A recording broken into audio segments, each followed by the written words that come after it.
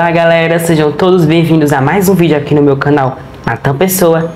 E hoje iremos dar continuidade ao nosso grande quadro fabuloso Revisão da Franquia, onde falaremos sobre o quarto capítulo dessa franquia super popular de slashers, e que até hoje conquistou a camada de jovem molecada por aí, por ter tanto sangue, né? Eu tô falando como se ele fosse jovem.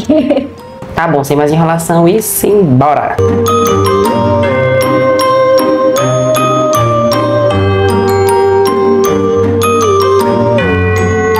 Não que tivessem tentado ao longo desses 11 anos. Na verdade, gente, foi porque o diretor Wes Craven, o estúdio da empresa que produz todos esses filmes de pânico, eles não conseguiram encontrar nenhuma história em meio às atualidades dos outros filmes anteriores que se encaixasse bem e que valesse a pena gastar o nome dessa franquia. Ainda bem que eles eram espertos, né? Porque eles mesmo só queriam fazer um quarto filme se tivesse em mãos um roteiro quanto melhor possível, igualmente o primeiro filme foi. O mesmo roteiro do nível que foi o primeiro filme, eles queriam que fosse nesse quarto filme, para que fosse um filme supimpa, maravilhoso, espetacular. Era por causa disso que eles queriam. Se não tivesse, eles também não queriam produzir um filme. Só que sim, eu posso dizer claramente a vocês que esse roteiro nunca chegou porque eles não tinham um elemento novidade. O roteiro desse quarto filme está bem mais esforçado, até porque trouxeram Kevin Wilson de volta, que infelizmente não escreveu o terceiro filme dessa franquia, mas que quando chegou aqui, neste quarto filme, ele escreveu ele com sucesso. E o projeto foi pra frente. Eu acho que foi um dos poucas franquias de filmes que conseguiu trazer vários personagens dos antecessores, vários protagonistas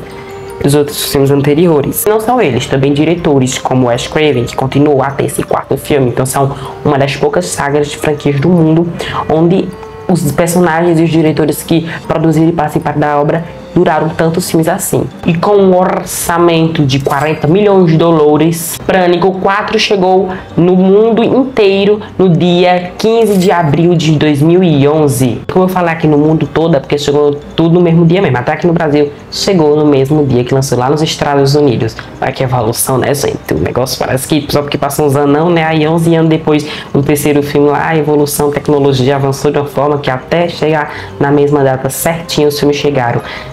Dependendo, né? Porque tem muitos filmes por aí que não chega também ser assim, não. Além disso, o Pânico 4 ele se encostava naquela época mais nas ondas do remakes, né? Que tinha naquela época. Até porque foi o auge dos remakes naquela época. Teve muitos filmes que refizeram remakes. Aquele negócio, né? Que repete as fórmulas lá trilhões de vezes. E a presepada começa 15 anos depois do massacre que ocorreu em Woodsboro. E ela conta o seguinte: faz muitos anos que o assassino Ghostface deixou um rastro mortal pela cidade de Woodsboro. A fim de superar o trauma desses terríveis acontecimentos, Sidney Prescott escreveu um livro de autoajuda. Ela retorna ao Woodsboro para lançar seu livro e reencontra os velhos amigos Gail e o xerife Derry. No entanto, a chegada de Sidney também provoca o retorno de Ghostface, colocando Sidney e todos que a menininha mais temível do mundo ama em perigo. Menino, não é que Pânico 4 deu uma melhorada supimpa comparado com seu antecessor, simplesmente porque ele acerta nos tons de referência, nas brincadeiras com os clichês. Eu posso até simplesmente dar uma confessadinha aqui a vocês de que eu até gostei mais um pouco do que o segundo filme, que pra mim foi um filme bem bom. Quase batendo no nível do primeiro, mas esse quarto filme aqui eu achei ele muito melhor, assim, em alguns casos, do que o seu segundo filme. Vocês podem até me julgar, mas o que eu achei. Eu acho isso apenas narrativamente. Eu acho a narrativa da história do filme bem redondinha. Porque a narrativa desse filme ele se desenrola numa leveza, não é aquela presepada que foi o terceiro filme, não, foi aquela agonia toda. Outra coisa que me deixou muito surpresa aqui foi a violência desse filme ter sido mais pesada e mais explícita fisicamente. Um pouquinho psicológica também. Além disso, também teve um número de mortes que foi bem mais. Acho que até porque em todos os filmes de pânico, dependendo de quantos assassinos for, sempre tem aquela maioria dada assim de mortes. É muito interessante. Se você acha, você vai observar. Agora, se você observar bem mesmo, você vai perceber, acho que nem se você observar bem, mas você já percebe de cara, que ele repete a mesma coisa dos filmes anteriores. O que mudou foi que adicionaram ali um pouco mais de uma dose de poder e autoridade durante a narrativa. Foi apenas isso que fez com que o filme ficasse bem melhor que o seu antecessor. Sim, faz com que a gente ainda ache o filme bem revolucionário, algo que chegou agora. E quando ele vai mudar, ele fica totalmente estendido durante a narrativa, deixando aquela sensação que o mal venceu. Com uma revolução atropelada, e absurda até demais. Mas eu acho que isso pra mim só seja apenas um detalhe que eu percebi aqui no filme mesmo. Eu gosto da vilã desse filme, óbvio que por causa das suas motivações bem definidas, o que faz com que ela deixe com aquela raivinha, ou até mesmo para algumas pessoas mais sensíveis, a raivona. Apesar disso tudo, Pânico 4 teve uma bilheteria ali totalmente encolhida, fazendo apenas 97 milhões de dólares mundialmente. E foi o pior desempenho de toda a franquia. Esse quarto filme foi o mais fraco em bilheterias. Até mais que o terceiro. Evolução? Ou será que não? Um detalhezinho aqui que eu quero falar pra vocês é que, alguns anos depois desse quarto filme de Pânico, lançou uma série com o mesmo título, chamada Scream, Pânico, que lançou em 2015, porém acabou terminando ali em 2019. Uma série que até foi até popularzinha naquela época, da MTV, mas que não tem nada a ver com Pânico, os filmes que eu tô falando agora, porque os diretores e roteiristas não tem nada a ver com esse filme e a conexão desse filme também tem nada a ver. É apenas uma série com o mesmo título, Pânico, Scream, e que pode ter alguns detalhezinhos ali bem resumido a Pânico, mas não tem nada a ver. Então não faz diferença você assistir os filmes e não assistir a série, porque não tem nada a ver. Mas um reboot na fórmula do seriado. Teve ali 3 temporadas. Agora vamos saber sobre algumas curiosidades? Sim, bora! Como todos sabem, os atores David Arquette e Courtney Cox, intérpretes do policial Derry e da repórter Gayler, se conheceram nos bastidores do primeiro Pânico, lá de 1996. E após o segundo, de 1997, se casaram em 1999. No terceiro, 2000, Cox inclusive usa o nome do então companheiro nos créditos. Porém, todo sonho um dia acaba e a relação do casal chegou ao fim, com o anúncio da separação já em 2010. Ou seja, durante as gravações de Pânico 4, a dupla de atores precisou ser profissional e passar por cima do sofrimento, a fim de concluir a produção. Podemos notar que Courtney Cox já não usa mais o sobrenome Arquette nos créditos do quarto filme.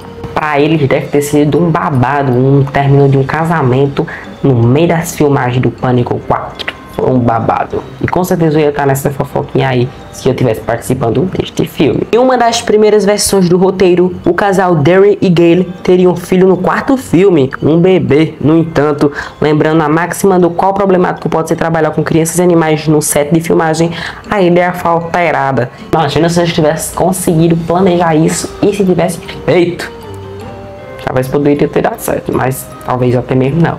Pânico 4 é o primeiro filme da franquia que está mais ligado com o mundo que temos hoje. Nos primeiros filmes, celulares e internet estavam engatinhando ainda. Já no quarto temos blogs, webcasts, Facebook, Twitter no meio da sociedade. Porém, esse elemento seria ainda mais forte no roteiro. Numa das primeiras versões do texto, ao invés dos já icônicos telefonemas, o assassino usaria as redes sociais, em especial o Facebook, para se comunicar e apavorar suas vítimas, coisas que ocorrem numa das cenas na abertura. Na abertura também, os personagens Raquel e Chloe, Anna Paquin e Chris Bell brincam com o fato numa gag do diálogo. Poderia ter sido uma boa ideia até, viu gente? Não vou discordar disso aqui não. Pra mim, no que eu achei aqui, poderia ter sido uma baita de uma boa ideia. Ter usado uma coisa, né, de evolucionar as coisas, né? Uma coisa que já foi muito usada no passado nos filmes anteriores de Pânico, poderia ter usado aqui e poderia ter dado certo. Kirby Heyday-Petner fez surgir uma dúvida. Pela primeira vez na franquia sobre um personagem sobrevivido, os fãs a querem de volta, e até o saudoso Wes Craven afirmou que ela tinha ficado viva. No entanto, com outra loirinha no terror, ocorre algo diferente. A policial Judy Ricks Marley Shelton, embora tenha claramente sobrevivido ao desfecho do filme, essa não era a ideia inicial. Numa primeira versão do roteiro, a oficial da polícia seria eliminada, off-screen, quando um personagem é morto sem que vejamos, e seu cadáver apareceria achado por Sidney no clímax da história. Pois é, muito interessante. Eu achei, tô dizendo que eu não achei. Deve ser o maior barato participar da criação do roteiro de um filme Pânico e pode acompanhar de perto quem será o assassino da vez na trama. Na maioria das vezes, todo o sentido na história é a revelação e sempre uma surpresa. Tirando você, Pânico 3, e no quarto filme isso não é diferente. Porém, nem sempre foi assim. Nos tratamentos do roteiro seria revelado que Ghostface, um deles seria o Trevor, Nico Tortella, o namorado de Jill, Emma Roberts, emulando ainda mais o primeiro filme. Justamente por isso, por ser muito próximo ao longo original, a ideia foi vetada. E se fosse, se não fosse, se fosse, se fosse, se não fosse, tanto faz. Pra mim, acho que não teria, nem teria, né, dado nada ali. errado não, dependendo se isso é bem perfeito, né? Então galera, chega mais um final do Revisando a Franquia Pânico e logo no próximo vídeo teremos o 5º filme, onde vamos analisar, rever, análise, críticas, curiosidade, tudo que a gente vê aqui e já estamos acostumados. Então o 5º filme é no próximo vídeo, espero muito ter gostado. E se gostar, deixa o like, se inscreva no canal, ative as notificações para não estar perdendo nenhum vídeo aqui no canal. Eu tô vendo que muita gente assiste, mas ninguém curte, ninguém comenta. Essa forcinha aí pro canal crescer mais ainda e ter mais vídeos de qualidades, porque a cada dia nosso canal muda algo.